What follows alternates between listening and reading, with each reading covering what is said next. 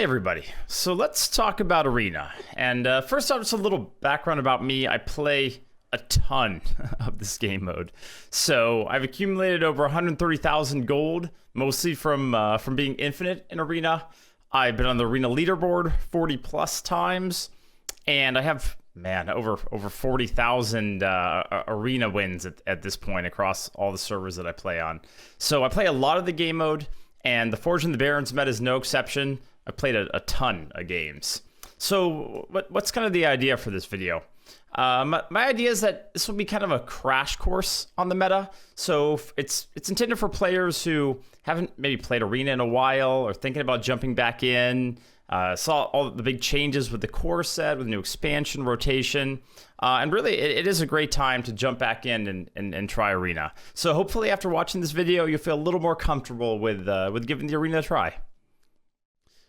All right, so here's just a brief outline of the things I plan to discuss in the video. So we'll go over the core set update, which is obviously a big change. We'll talk about some of the new mechanics that came in the Barrens expansion that are relevant for Arena. We'll definitely give you guys some meta tips. And finally, we'll give some concluding remarks kind of to summarize my thoughts about the meta and current state of Arena. So as I mentioned before, it really is a great time to jump back into the Arena. With the core set changes, Arena's changed a lot. And I think really mostly for the better.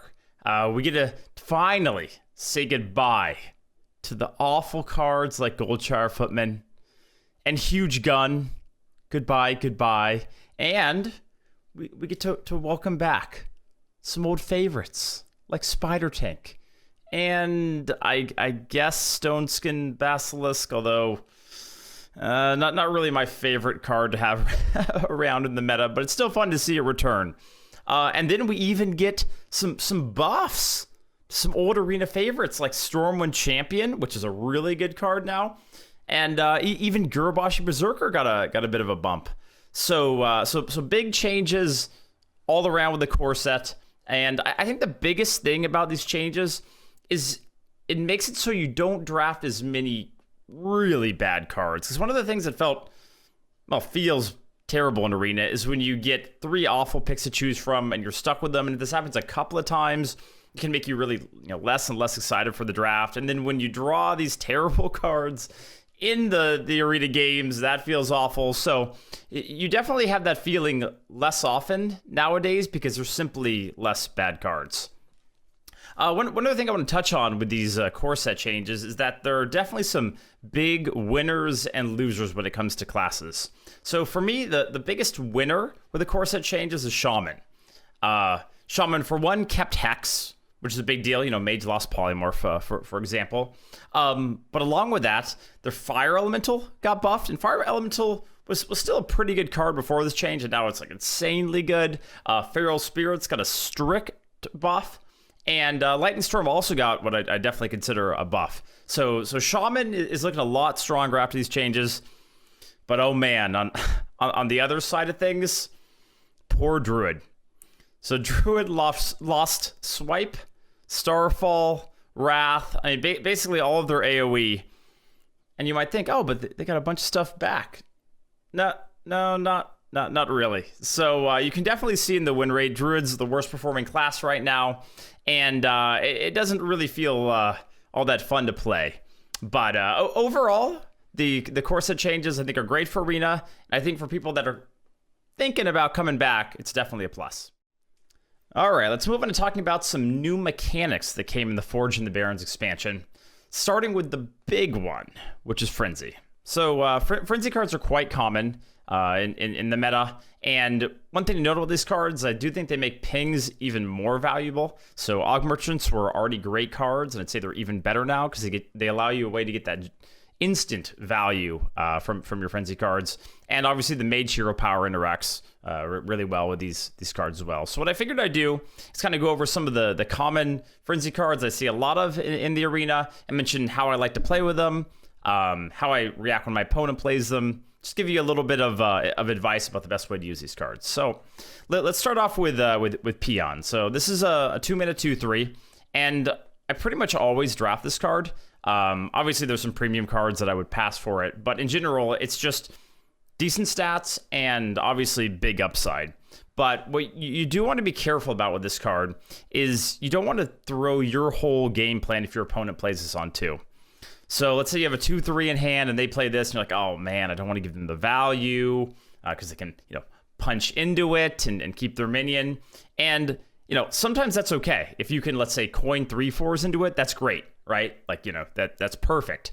But a lot of the times you're just going to need to play your 2-3 if you don't have a 3-2 and be like, okay, they're going to get a little bit of value, but I can't fall too far behind. Because I just don't think it's a meta where you can afford to totally change your game plan because of some potential value on this card. Also, another really, really good Frenzy card is Sunwell Initiate. So this 3-drop is, borderline busted, I would say.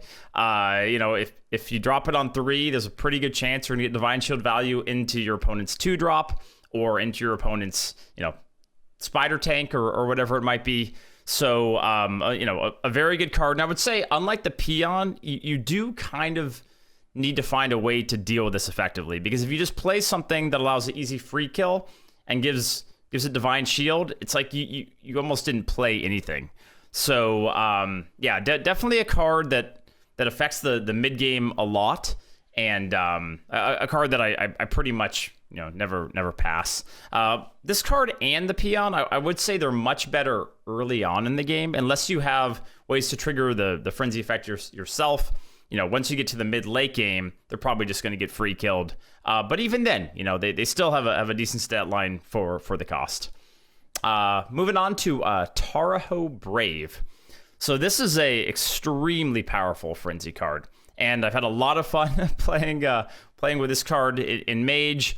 So, my ideal play is to wait till turn 8, play this, they have a giant taunt, and I ping it, and boop, deadly shot in a stick. So it's definitely very powerful. Sometimes you will just have to tempo it, and that's okay too, right? That's the great thing about this card, is it has good stats, and it will make your opponent's turn awkward.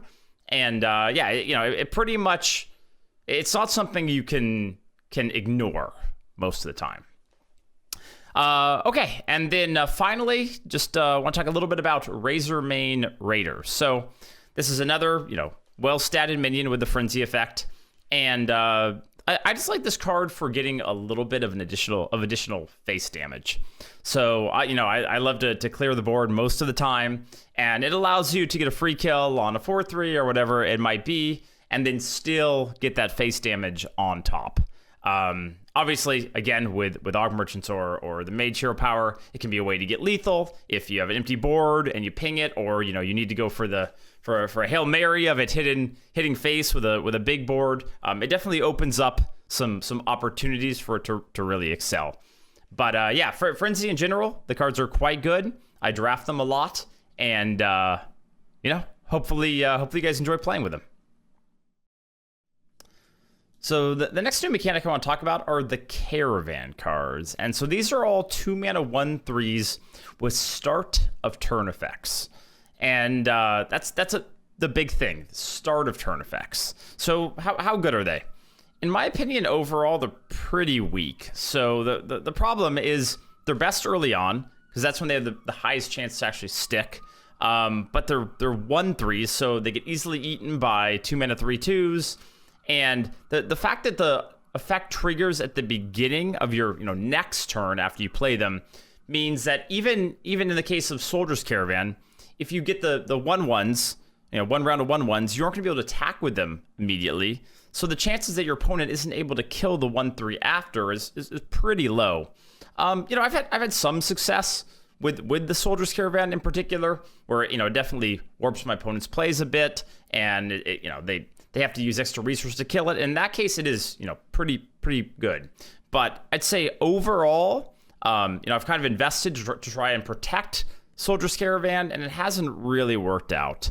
So this is just my tier list of the Caravan cards, which ones I think are the strongest to the weakest.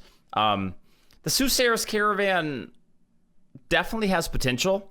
I think it's one of those where if you get one trigger of it, it's probably going to have a big effect, because although there aren't a ton of spells right now, the spells that are around are very powerful. So that's why I put this one at the top. But just in general, I think they're a little bit slow, and I don't draft them particularly highly. So moving on to the final new mechanic that I want to discuss, let's talk about the Watch Post cards. Now these cards are really meta-defining. In particular, Morshan Watch Post is probably the number one hated card by Arena players in this expansion, and really for good reason. So it's overstated, and its effect is way too powerful for a 3-mana card. Arena is a very minion-based format, so generating a 2/2 every single time your opponent plays a minion is absolutely busted. So what do you do about this card? Outside of just, concede and good luck in the next game. It's obviously a must kill. Like, if you have any way to kill it, fireball it, any premium removal, you're like, oh, it's just a 3-drop. No, no, kill it. Kill it with fire. And, obviously if it's offered to you in the draft, you take it every time. It's definitely best early. If you drop it on turn 3, it's going to be very difficult for your opponent to clear it. But really, at any point in the game, if you drop it and you're ahead on the board, it can frequently be game winning.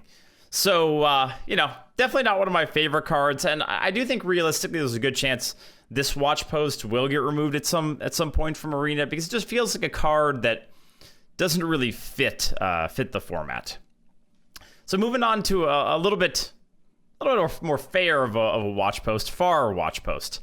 So this card, I would say, again, is good, maybe even a premium card. I draft it pretty much every time, and it's got a little more of a subtle effect to it. So you might not see how it's winning you the game up front, but it will just consistently make your opponent's turns worse and worse as they have to play, their 4-drop on turn 5 instead of their 5-drop, et cetera, et cetera. So, it's a card where if your opponent plays it and you have a decent way to remove it, you should remove it. I don't think it's as much of a gotta kill right now as the Morshan Watch Post, but if you leave it on the board for an extended period of time, it's definitely gonna mess up your turns. I have ignored it in the late game, so if I'm pushing for lethal and I don't want to put 4 damage into it, I think that's totally fine. You already have enough tempo, etc. But in the early turns, definitely kill it, and definitely draft pretty much all of the Watch Posts that are given to you as long as they're in Arena. So the next thing I want to talk about is kind of a bit of a paradigm shift, I would say, in the way that you specifically draft Arena decks. So it used to be in what I'm thinking of as like the old Arena, the early first couple of years of Hearthstone.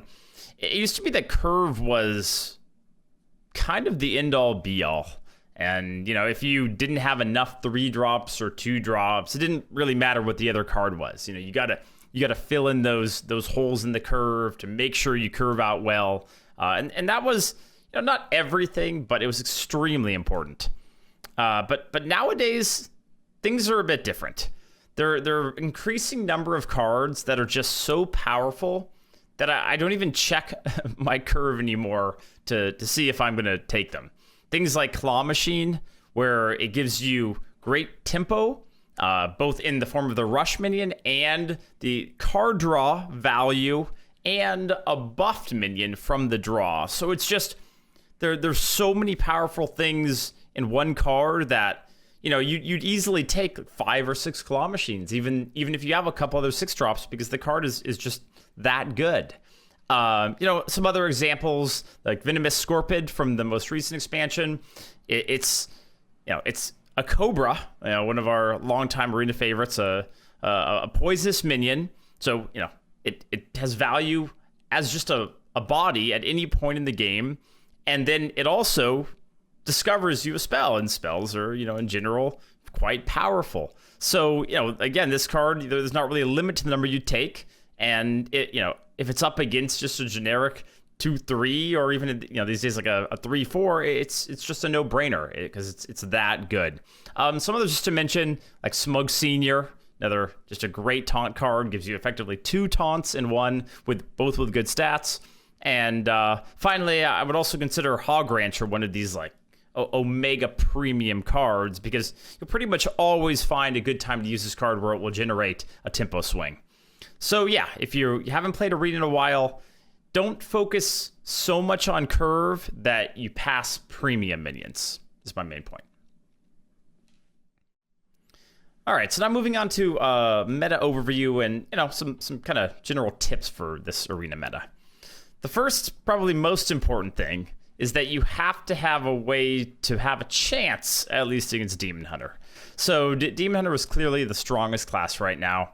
And you might say, wait, and now when you did your review of all the cards coming, it didn't seem like there were that many insane Demon Hunter cards. Inquisitor is obviously a big exception to that. But the reason that Demon Hunter is so strong right now is it appears as though Blizzard's dialed back some of the micro adjustments that have been present for the last few months on some of their very broken cards. So you're starting to see far more Coil Fangs. You see Cycle of Hatred drafted quite a bit more often. And, these cards are kind of I win buttons. So, it's definitely hard to beat them consistently, but you can do some things to improve your chances. So first off, I think curve is quite important right now. Especially early curve. So there's some really strong 3-drops right now. Like Priest has Cabal Talon Priest.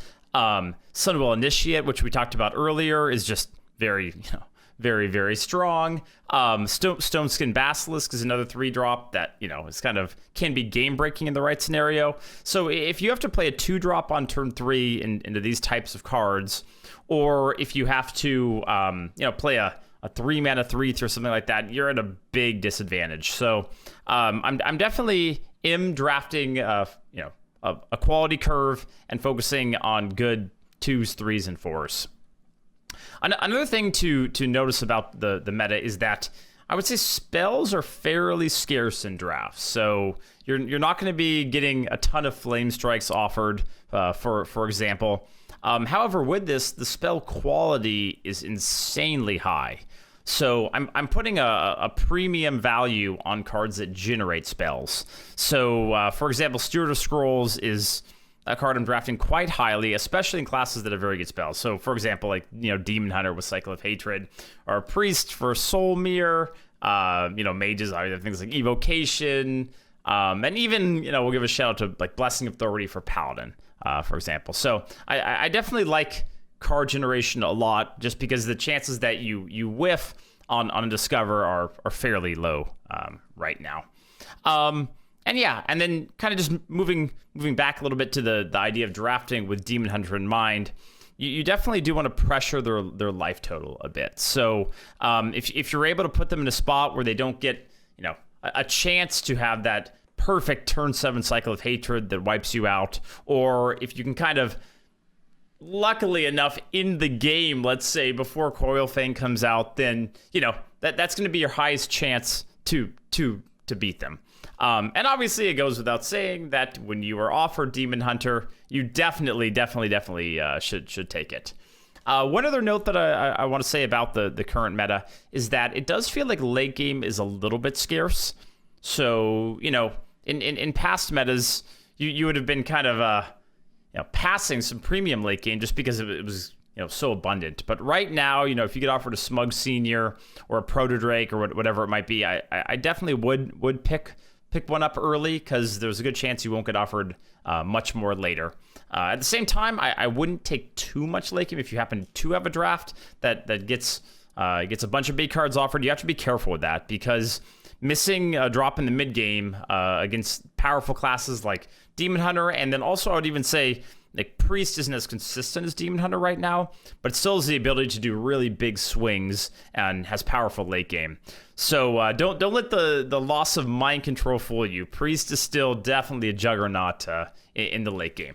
Hopefully these tips at least give you a starting point for going into your drafts and how you want to think about the game in this sea of Demon Hunters. So next, I just figured I'd provide you guys with a table with some suggested archetypes or tips for drafting each class. And I just want to preface this with saying, the meta is fairly fresh, and I have played every class at least once, but some of them I've only played once or twice.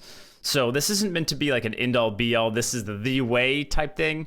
But hopefully there's some tips that can be helpful for people. And I'm not going to go through all of it right now, but yeah, definitely some highlights. With Demon Hunter, don't get caught up in the trap of taking too many big cards, because the class is so good and there's so much draw that one of the few ways that you can have unfortunate runs, and I have had one, is by taking too much big stuff. Also, just kind of notable, Warrior is a little bit different right now. At least it seems that way in the couple drafts I've done. You can't rely on getting a ton of weapons, but you do get a lot of powerful rush cards. So don't pass those, and you should do pretty well. And then finally, just do me a favor and do yourself a favor. Don't play Druid. I did it. I think I did it twice. I at least did it once, and it was not good. So don't play Druid. Overall, the rest of the classes, you can have some fun with, but just not Druid. All right, so just finally, I want to end with some concluding remarks about the current state of Arena. And what I would say is that in general, the meta is pretty balanced. So the classes are pretty even in terms of win rate. Obviously, Demon Hunter is a bit of an exception to that. But all the classes seem at least semi-playable. And so I'd recommend just play what you enjoy, play what you're good at. For me, I tend to enjoy Mage. I play a lot of Mage, and I've gotten quite good results with Mage, even though it's not one of the top 2 or 3 classes right now. And if you are looking to improve your Arena game as you jump back into it, I recommend watching a lot of the good streamers that are on Twitch. There's a lot of people that stream Arena at a high level, and watching good players play and seeing why they do certain things and why you may have done something different, and kind of adjusting your own play accordingly is a great way to improve. I like to think I am one of these good players, so if you are interested in checking my stream, I stream pretty much daily on a fairly regular schedule, so I'd love to see you guys drop by. And then finally, one thing for this video is it'd be great if you guys have any feedback about what you'd like to see in future videos of this type. So if there's anything specific that would be helpful to have a guide on, or anything that you think we haven't had some Arena content about it in a while, please let me know in the comments, and I'll try to put out more content like this in the future. And finally, if you enjoyed the video, I definitely appreciate it if you liked the video and subscribed. Thanks for watching.